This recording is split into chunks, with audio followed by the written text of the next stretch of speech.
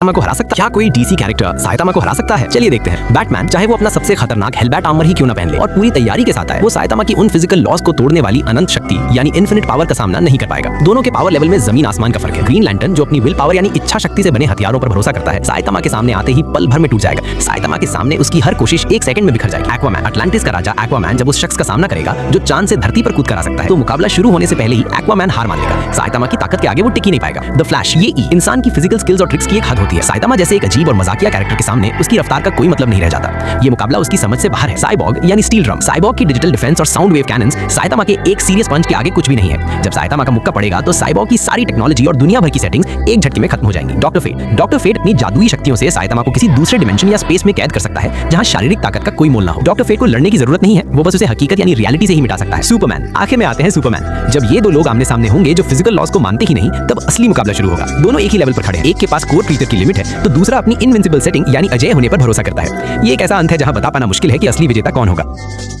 Hey guys, please subscribe my YouTube channel। एक video पर एक कमेंट और एक लाइक प्लीज करके जाना।